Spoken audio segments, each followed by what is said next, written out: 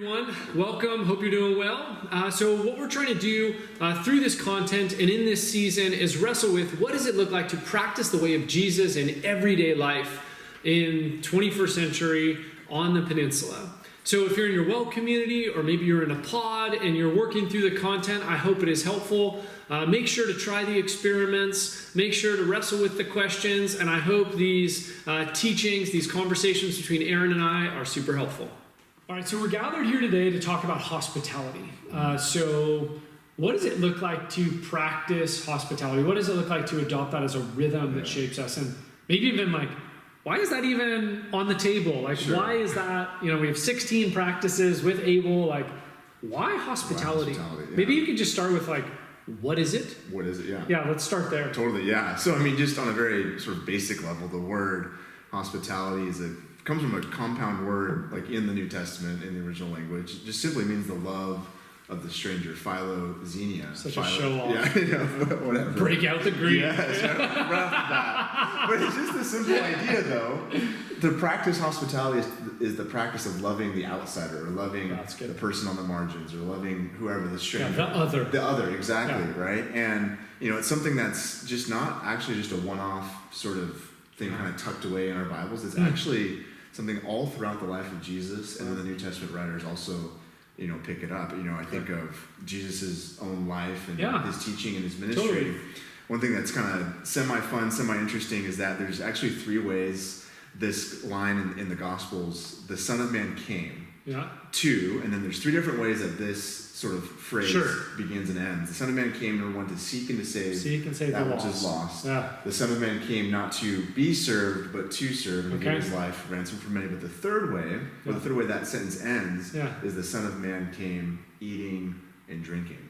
And one of the writers that I came across this mentioned that the first two speak to Jesus' sort of purpose. Like his purpose was to serve and to seek and save the lost. But the third one, the Son of Man came eating and drinking, was his method of doing just that, of serving and seeking and saving. Yeah, because you go through Luke's gospel, it's like every chapter. Yeah, he's like either going to a meal, at a meal, or leaving a meal. Or being criticized for the people he's eating with at the meal. Yeah. And oftentimes this idea of loving the stranger took place in Jesus' life, and what's where the food part comes in, oftentimes was at a table, gathering and having food.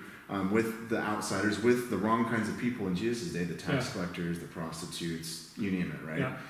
And it's just, as you read the Gospels, in particular Luke that you mentioned, it's just so evident that Jesus was constantly welcoming in the outsider, those on the margins, the stranger, the ones that weren't part of the in-group of Jesus' day. And as Jesus is living his life, and as we seek to follow and pattern our lives after Jesus, you ask the question, why is this even part of our able discussion? Like why here? Back to the kind of the classic answer, because we follow Jesus. And we want he's our model. Exactly. And we want to pattern our lives after him. So I don't know, maybe for you, like what does hospitality look like or mean for you as you kind of think about or not look like? We formed a community when we were up in a church in Washington, and we had 8 families originally, and it was like people had never experienced that kind of community before. Yeah. So it was this robust sense of connection, and people were like, oh my gosh, I haven't experienced this in 15 years. A lot of people say the last time they've experienced community is in college, like they're in a dorm, and they're, a frat house. And they were like, oh, this is the best. Until the group started growing. And then the group started multiplying. Right now it was it had grown by 3 times. We couldn't fit in this room. And now people are starting to feel a little resentful. Yeah.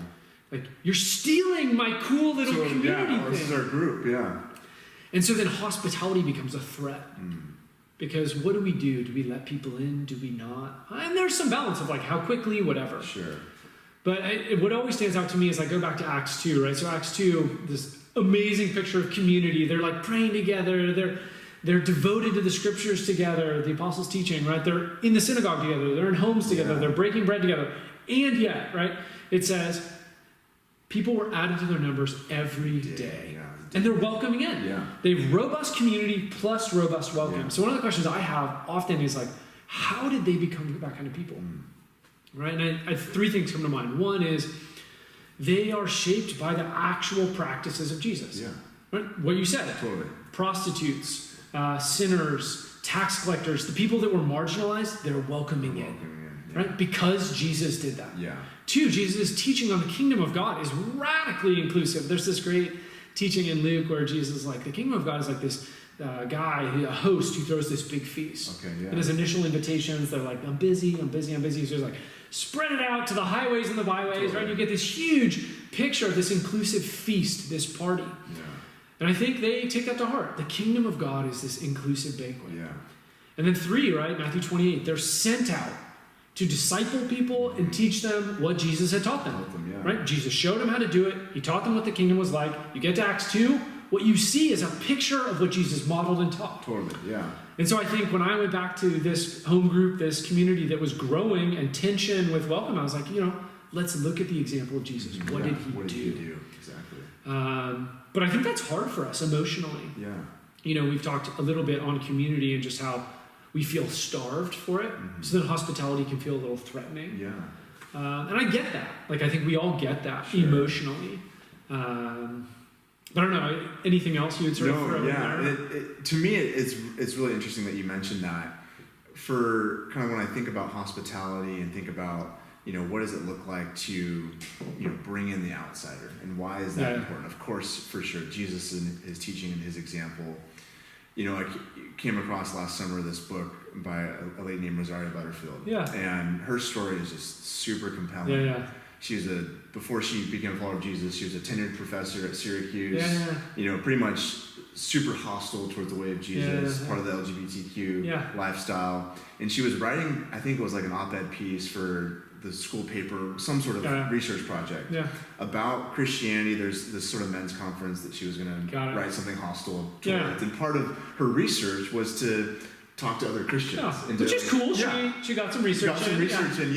But what was interesting, though, was that as part of that process of one pastor in particular that she was interviewing, it was through the experience of that pastor showing hospitality, inviting her into his home, not judging her, not condemning her, not like trying to change her behavior. Which is what she expected. She had all these presuppositions. Like, this is what it's going to be like. Christianity is like. And it's sort of undermining that. And just this radical openness and radical welcome. You are welcome in this home, and we're going to love and serve you. And over this, however long the period of time was, she talks about the practice of hospitality is what changed her life, where now she's a follower of Jesus, and now her husband, who is a pastor, ironically, practices in their neighborhood, this radical openness. But I think one of the things that I mentioned in this book, because one of the things I really appreciated about this was that she talks about hospitality. She makes the distinction between like entertainment and hospitality, right? Because I think oftentimes we think of like having people over and eating. And you're stressed because you think, I gotta get my house perfect, like, I need to be a chef. Exactly, like Martha Stewart magazine, as we all... Which super undermines hospitality, actually. Yeah. And it creates a standard that no one can live up to. Right? And it's just, it actually... Pinterest hospitality. It emphasizes the distinction that Jesus is including these sorts of people, and to say, no, when you kind of overemphasize like the beauty of hospitality or the beauty of entertainment, you're creating these distinctions. Or the image. The image, exactly. Yeah. But just to say, she uses the phrase of radically ordinary hospitality. That's awesome. I like the ordinary. It's just this ordinary life. Welcome to my life. And this is what it is. There's, a pile of laundry here. There's a screaming kid over here. No, I have one friend who literally, like, her practice of hospitality was to invite people over while she did laundry. Yeah. She would just fold laundry with you. And it was this, like... radical, ordinary moment. Yeah. Totally. It's just like, welcome to my life. Yeah. And you're welcome into that. Yeah. And it's just, I think this is beautiful, kind of, we speak into our moment, right? Yeah. Of like, this isn't like a call to just clean your house super, nice or whatever. Yeah. Just that's the only way you can do it. But just... where you ignore all the people in the room and you're focused on the dishes. Totally, yeah. But it's just loving the people in the moment that you're at. Where they're at, where you're at. Exactly. And I think there's something to that. That's right. Cool. Just this normalness to it, this love. That's really beautiful. Yeah. Well, there's something like profoundly like the host who accepts herself or himself can then sort of welcome other people into that acceptance. Totally. Yeah, the thing, I think of 3 things in particular that, like, if I was going to offer tips. Yeah. The first comes out of Romans 12. Paul says, practice hospitality. Yeah. Right? That you don't just get to that level of, like, welcome to my world. Totally. Yeah. Right? Like, we need to kind of work at it. Totally, yeah. Because often we actually have a lot of stuff. We have image stuff that we're struggling with. We're insecure. We're wondering what people will think. And there's actually like a profound spiritual moment there where we can actually embrace our adoption, our sonship, our daughtership in Jesus as we welcome people into our midst. Our vulnerability. Two, I think, so there's like a practice element, but it seems like there's a heart posture thing too. 1 Peter 4:9 says, offer hospitality, but without grumbling. Right? Because there's this kind of grumpy hospitality that just kind of stinks. Totally. You're just like, welcome to my house, you know, and you just feel like, I don't think I want to come back. Yeah, you're not actually loving people and people that pick up on that. Yeah, totally, right? Like, it's obligatory, it's okay, meet here, you know, versus like what you're describing, like, clearly she experienced some sense of warmth. Totally. Like, there's almost a vulnerability to hospitality. Like, the best host just says, welcome, this is me. This is my God. Totally. This is what he has given me. Join the feast. Yeah, you're welcome. So there's a heart posture. And then I think there's like this, in the biblical story, we see all these unforeseen implications, these unforeseen surprises of hospitality, right? Hebrews talks about welcoming angels.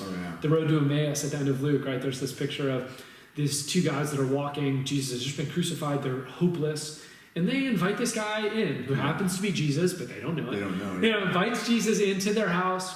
They have some food, and it's as they're breaking bread that they recognize, oh my gosh, Jesus is here. Weird. Yeah. Like, what a cool picture.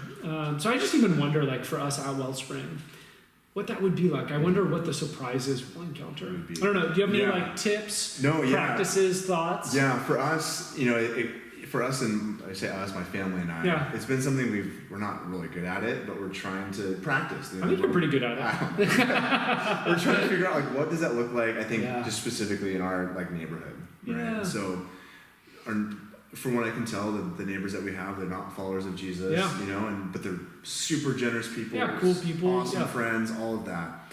One thing that we've done recently is we have this extra sort of dining table, outdoor dining table, and we just put that in our front yard. In the front, and just kind of rather than hiding in the back. In the back, which our is private little exactly, and just kind of had this posture of, like, you know, as long as the weather's nice, we'll try to eat outside. And it's created these moments where they'll come over, just kind of casually say hi, and getting to just say, like, we are here, you know, opening kind of our lives to them.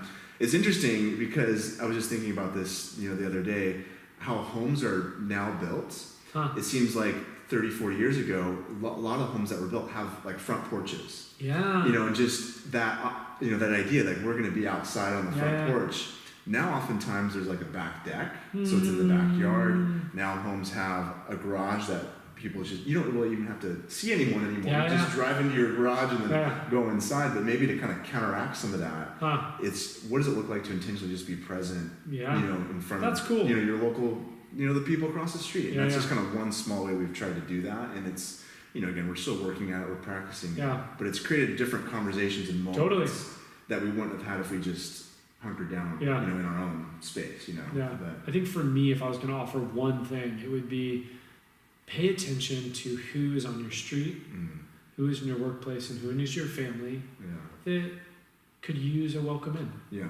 Right, that's one of, like, our core values at Wellspring, is embodying the welcome of God. Yeah. And I think this can be, like, a beautiful, prayerful exercise, part of our worship. Yeah. This isn't a checklist. This is, God, where are you moving?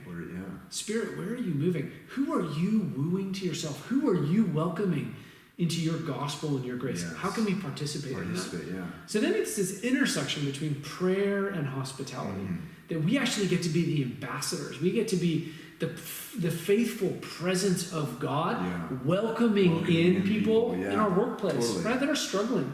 And it might be as simple as, hey, let's go for a walk at lunch. Hey, can I treat you to lunch? Right, this welcoming in.